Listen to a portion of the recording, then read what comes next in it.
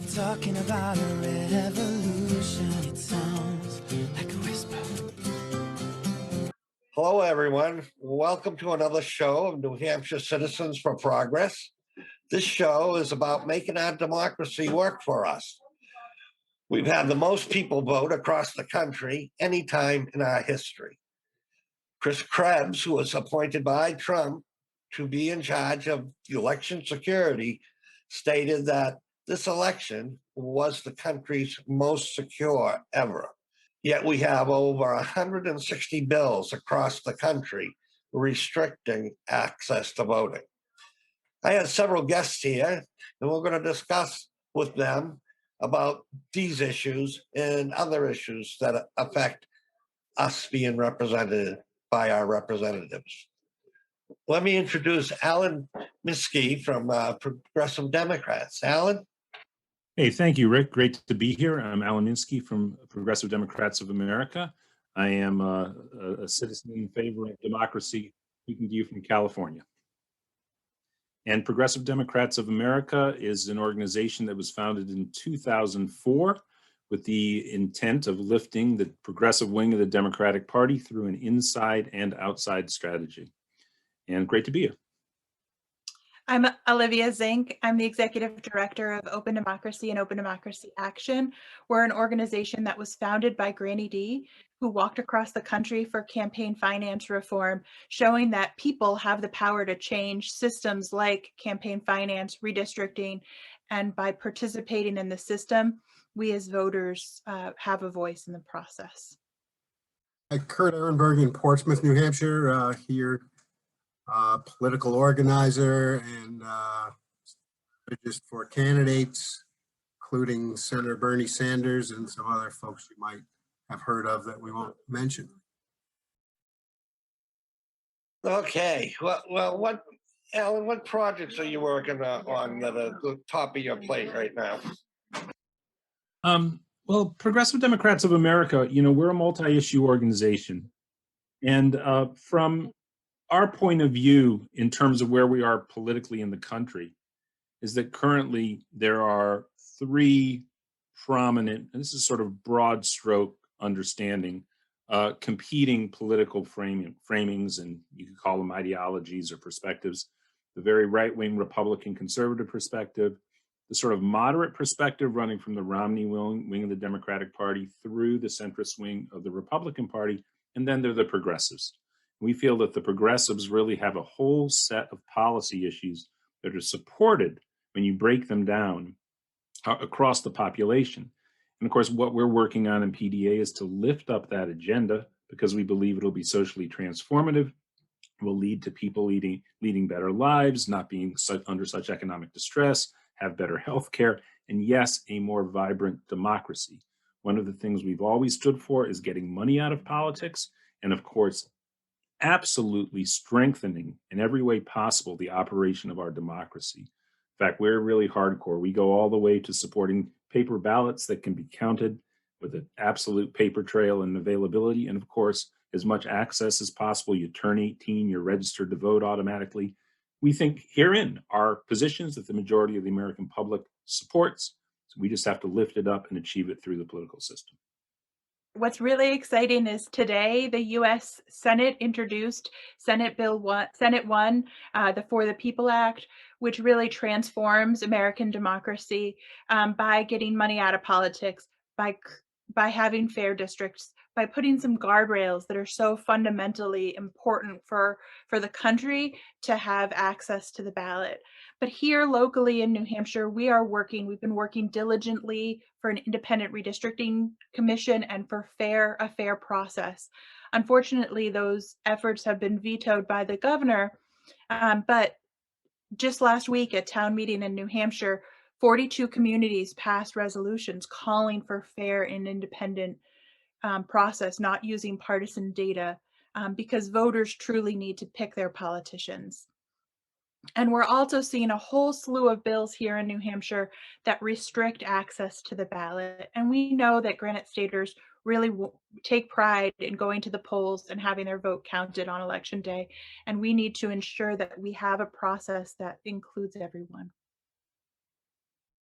All right, you worked 2 election cycles here in New Hampshire with the Bernie Sanders campaign.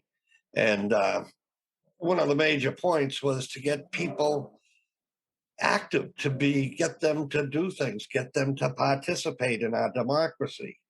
Can you share with us some of those things? Well, with the Bernie campaign, I mean, it wasn't hard for us to activate people because Bernie told the truth, and he told the truth about money in politics. And that is a lot of what fueled that campaign's fervor at the beginning. The first campaign, I think, was kind of turning the campaign finance system on its head, and playing by their rules, but making sure the money was there for our candidate. And that sort of changed the way money was raised. Unfortunately, what we were not able to do, because we really didn't try, was to change the system of having to have enormous amounts of money in order to run effectively. That's the hard part. That's the part that is not going to be easy to fix. But if we don't, we're in big trouble, because our democracy is going away. It's being bought and sold to the highest bidder right before our eyes. And there ain't much we can do about it, unfortunately. 2 people that are here with me, Olivia and Alan, are with 2 organizations that are doing terrific work, not only to talk about the problem, but to try to find remedies for it that are widely accepted. Because in our partisan atmosphere here, as much as we're all guilty of creating it, it's very, very difficult to all agree on anything. And if we're going to democratize America again and take the money out of politics, it has to come from the bottom up, and it has to come from more than 49% or 55%. It has to be, and I don't know what the answer to that is. I think Olivia probably knows a lot more than I do about it. I know she does, and so I'd like to hear from her. But I think we got a huge challenge, and the challenge is really, how do we convince most Americans that it's in their best interests not to allow unregulated amounts of money in the system that elects their public officials? In what's moving federally is public financing of elections in HR 1 and S1. It would really truly transform the way American politics happens by, like, these systems in Seattle, where every voter, every eligible donor gets access to 4 $25 certificates to give to the candidates of their choice. You saw people get elected in those process. You saw people get excited and engaged. And that's really what we want. We want elections that are owned by the voters and not owned by the biggest corporation or the person who can give the most money to buy access, because we, the people, deserve access to our government. Yeah, right now at the federal level too, we have to be realistic about the prospects of passing the really very solid legislation that Olivia pointed to. And also there's a bill, the John Lewis Act, which is HR 4, which is a civil rights component, Bring Back the Voting Rights Act effectively. And all of these things are essential, but we know that the Republican Party currently, between the 2 parties, I just described there being, these sort of 3 competing visions: the progressive, the neoliberal, and the reactionary right. And the Republican Party is pretty much constitutively committed right now to suppressing democracy, to trying to win elections with a minority coalition, with an understanding that they don't really have an easy path to a coalition that would attract more than 45% of the population in the United States, 47%, 43%, secure victories in states that they're holding on to by really suffocating democratic processes in a very, surgical way, but now even more broadly. And so there's not going to be right now in the Senate 51 votes other than Kamala Harris, 50 plus Kamala Harris. There's not going to be 51 senators that are going to vote to support Senate Bill 1, the For the People Act, which has already passed the House. And that means we're going to have some adjustment or change to the filibuster. And that means organizing inside the Democratic Party to have unity among all 50 senators to support a change in the rules around the filibuster. And this is really important because without H.R. 1 getting passed, and it needs to pass urgently because the districts are going to be set because the census year was last year. This isn't something that you can wait until the very end of this 2-year congressional cycle because the gerrymandered districts will already be set. We have to get this passed now before the gerrymandering takes place. So yes, people like Joe Manchin, Kristen Sinema are very central to the achievement of this very essential opportunity. Why? Because what happens if you don't change the gerrymandering? The House switches over to the Republicans, the opportunity is lost. Okay? So this is a really, really important moment for us to focus on the passage of S1 in the Senate by having filibuster reform in the Senate. But also, this reform changes the rules around lobbying. And of course, the people who are buying access to our government don't want to see these reforms happen. And that's why the demand for these reforms must come from everyday citizens. You must be calling your member of Congress, writing to them, demanding that we change these rules and not letting, like, if they want to filibuster democracy for weeks on end, so that we don't get the gerrymandering reform that we need to make sure that we're doing everything, we, the citizens, to advocate for these reforms, because we know that the lobbyists on Capitol Hill don't want to diminish their influence or power or give power back to everyday citizens. And that's really what this is. It's a power dynamic between, do voters get to choose their politicians, or do the wealthy special interests get to decide? So basically, what you're saying is happening is due to the census being done and we allocate the representatives according to that population data, that whatever they do, we're going to be stuck with for a decade till the next census. Right, the congressional districts are redrawn every 10 years according to the census.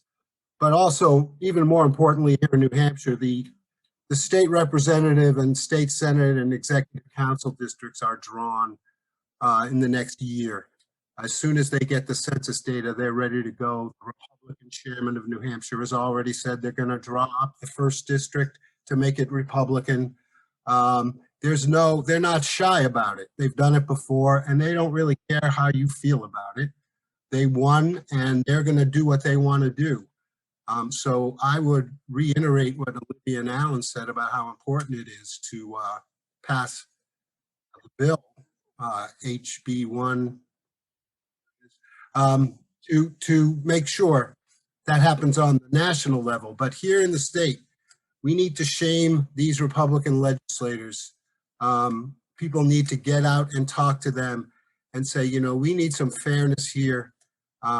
I would just point out to people that because of gerrymandering over the years, the US Congress is really only has a very, very small competitive districts, meaning that the Republican's going to win every time in maybe 40% of the districts. The Democrat's going to win, or 40%. The Democrat's going to win the other 45, and there's just that very few that are competitive on a election to election basis, which means that when Donald Trump decides he's going to primary certain Republicans and they win, and they win that seat, even though in the end, probably about 30% of the actual people in that district would support them. It's gerrymandering, and it's rampant, and it's ruined the Congress. The Congress really has no reason to feel any pressure from anyone, only in their own party, only from their extreme right wing do Republicans in Congress mostly feel any pressure. There's no pressure from the Mitt Romney side, as Alan was talking about. And that's because of gerrymandering. So that's why it's so important. And we're almost at that point in New Hampshire. It just so happens New Hampshire seems to swing back and forth these days between who controls the House, and that helps mitigate it. But I just wanted to make that point. Okay, I mean, this isn't just one party that does this. I mean, when the Democrats are in charge, they do the very same thing, and we're stuck with whatever the party in charge decides. No, it's not quite that way at this point. There's been enough pro-democracy movement within the Democratic Party that currently in the United States, 19 states determine their legislative districts in ways that include, computers doing it and commissions that are non-political doing it. 31 states still have it determined by state legislatures having a process, sometimes without governor having a check, sometimes with. Those 31 states are overwhelmingly Republican controlled states. So yes, the Democratic Party does do this in places, but they are now, this is no longer, two villains here. It's really very, very bad, and it's very open and unshy about what they're doing, as Kurt said. Yeah, specifically here in New Hampshire, they came out with a statement that we would have a Republican candidate for president before they've even voted or drawn the maps. That's what the chair of the Republican Party said publicly. But I think it's really important that understanding that 10 years ago, our New Hampshire legislators went behind closed doors and drew up the maps that we currently have. And yeah, New Hampshire is able to be a purple state, and sometimes Democrats win in some of these conservative districts. But it's really important that we keep in mind to make sure that the process this year, we're not using partisan data. We're following the New Hampshire Constitution that every town that has a large enough population has a district. And these are basic process that we as citizens need to watch the Special Committee on Redistricting here in our state to ensure that they are being held up. And I think the more they know citizens are watching and citizens are writing letters and engaged in the process, they can't do as much monkey business as they could if no one's watching. So it's really important that we engage in the process, but we have some values that we want these districts to be fair and to be nonpartisan, and that ultimately voters get to decide which candidates win our elections, which is the basic principle that we all can find agreement on. If we're ready to go, I mean, it's basically is drawing the lines of the district in a way that benefits one side more than the other for nefarious reasons, I mean, it's, politics is a rough game, and you get the advantage wherever you can. And you cannot expect people to have good motives. You can't expect people to do the right thing. And certainly with gerrymandering in New Hampshire and in the Congress of the United States, it's been mishandled. It's been led by bad reasons. I mean, one thing I wanted to say is, it is true that the Democrats are much, much better than the Republicans in terms of gerrymandering. In my opinion, they are not much better in terms of their thirst for money from whatever sources they can get it from. And I think gerrymandering and district drawing is very important. But I'd hate for this show not to talk about the Democrats in New Hampshire. 2 of our senators just voted against the minimum wage raise. Now, I thought they were both for it because they both told me time and again they were for raising the minimum wage for working people in our state. They just don't vote that way. And I know why. Because they take money from United States corporations that oppose raising the minimum wage, but they won't tell us that. They'll make up some other reason. The truth of the matter is, they take as much money from these people, military industrial contractors, pharmaceutical companies, health insurance companies, all of the forces that keep working families in this country down are bankrolling these campaigns. that we all wind up voting for in November, unfortunately, because my candidate didn't win the primary, didn't get the nomination. I voted for Joe Biden happily because he was running against Donald Trump. There we are. There are 8 senators who voted against the minimum wage increase, and only one of them is up for re-election in 2022, and that is Maggie Hassan.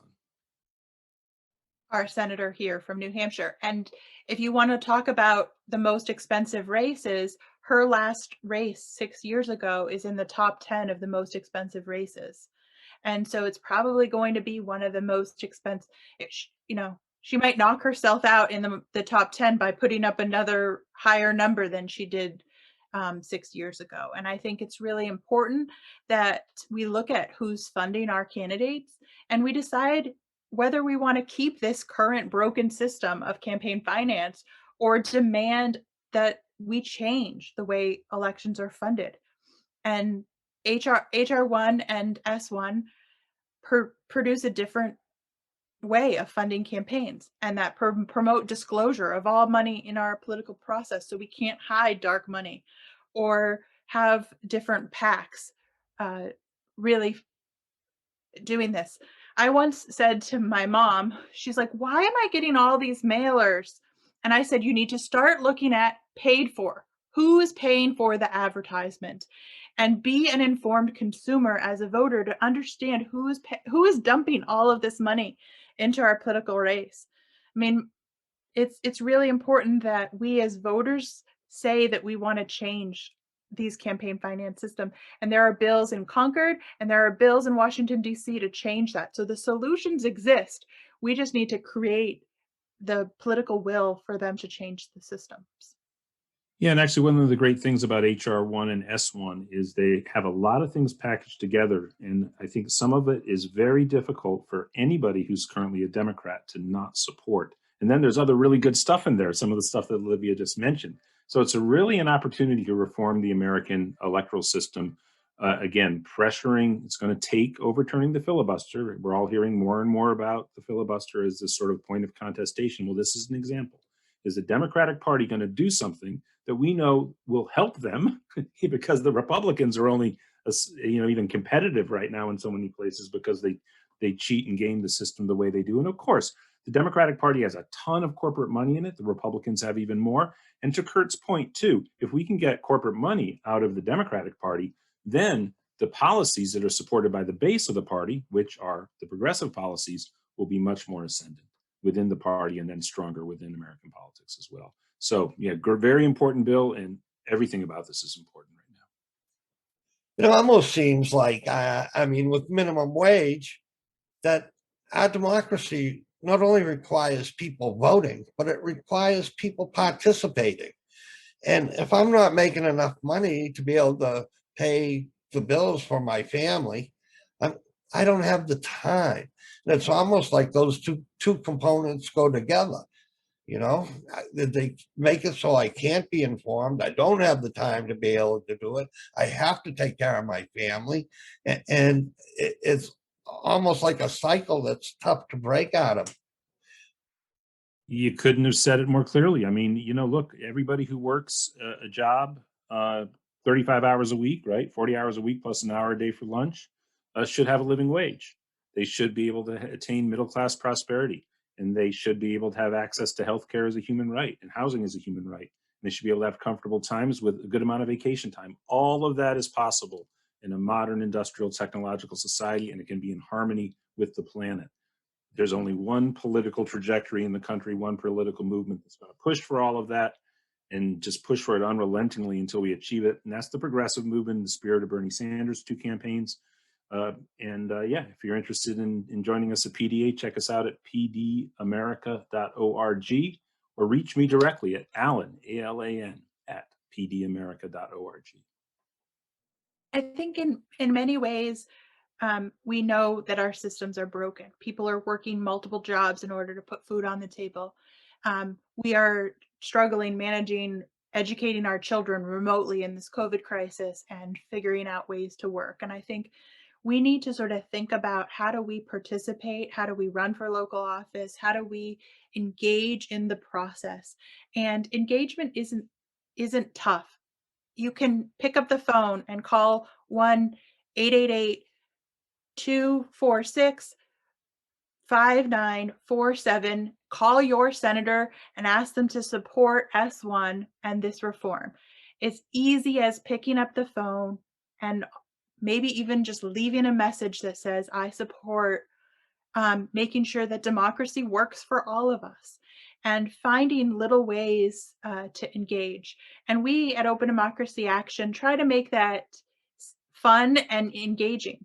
You know, we decided that we were going to send gerrymandered pizza to Republican members of the committee because they thought that there were no gerrymandering in New Hampshire. So we just gerrymandered pizzas with pizza toppings to illustrate that we need to change the system. And so I think some people think activism, I need to be an expert to take action, but you don't. You just need to care about something and let your heart guide your head to those actions. And groups like Open Democracy are available to help you learn those skills to take action. Get out there, get organized. You'll meet the best people you'll ever meet in your life doing this work. Believe me, it's true. Go out, volunteer for something you believe in. Well, I want to thank everyone for watching this show, and that people remain healthy and safe. And I thank the guests for taking their time to share their thoughts with us. So take care, be healthy, be safe, and thank you. The preceding program was provided by an independent producer solely responsible for its content. The opinions expressed do not necessarily represent the views of this station, its staff, board of directors, or underwriters.